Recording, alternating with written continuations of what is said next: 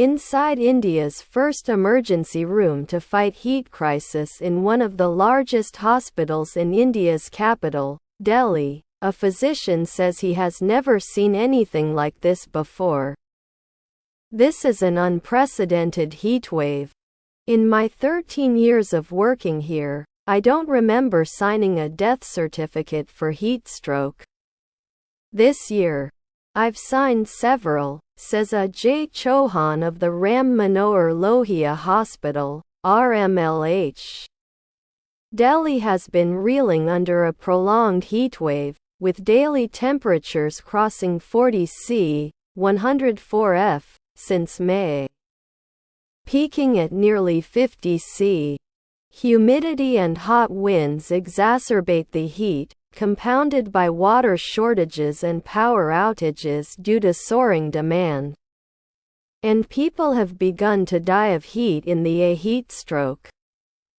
The most severe heat illness is identified by 3 key signs: exposure to high heat and humidity, a core body temperature of 40.5 C, 105 F, or higher, and mental changes like mild confusion or impaired consciousness. Heat stroke is also a silent killer, and victims can begin to fall ill hours after exposure to sun.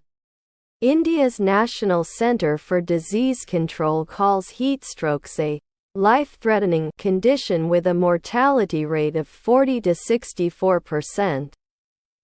Since Dr. Chauhan's hospital in Delhi opened a heat stroke clinic in late May, 7 people have died of heat stroke and more than 40 have been treated for heat-related ailments.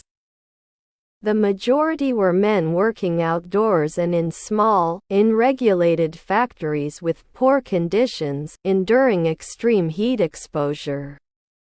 To be sure, the heat wave is not restricted to Delhi. Dozens have died from heat-related illnesses since March, with more than 50 deaths in just 3 days in early June in the states of Uttar Pradesh and Odisha. At the RMLH clinic, possibly the first of its kind in India, the effort to save heat stroke patients underscores the challenge posed by rapid climate and health emergencies. A few days ago, a man was wheeled in with body temperatures soaring to 42 C, 107.7 F. A body's normal core temperature is 37 to 38 C. He was suffering from a heat stroke. At this temperature, a human body begins to shut down, cells deteriorate, and there's a risk of organ failure. Sweating ceases as blood flow to the skin stops, leaving it cold and clammy. At the clinic, doctors dunk the patient into the icy waters of a 250-liter ceramic tub where the temperature ranges from 0 to 5 C. The clinic is equipped with 2 ceramic tubs, a 200 kg ice-making machine, rectal thermometers, ice boxes and inflatable tubs. The patient took about 25 minutes to cool down and begin recovering before he was moved to the ward for further treatment. Early cooling saves lives. Every second counts, says Dr. Chauhanın. A delay can either prove to be fatal or leave the patient bleeding, or with damaged kidneys and liver. It is not difficult to fall ill in Delhi. Life is tough. A third of residents live in substandard and congested housing. The city's 6,400-odd slums, home to more than 1 million households, lack adequate cooling and face seasonal livelihood crises. Men fall ill working outdoors. Women fall sick after spending extended periods in kitchen settings with traditional stoves. Green spaces are scarce. In the peak of summer, the city turns into a scorching furnace, trapped between the blazing heat from above and the searing ground below. Anjana Kumari, the wife of a daily wage worker admitted at RHML with heatstroke, told the Indian Express that their slum hutman's only fan wasn't working due to a power cut.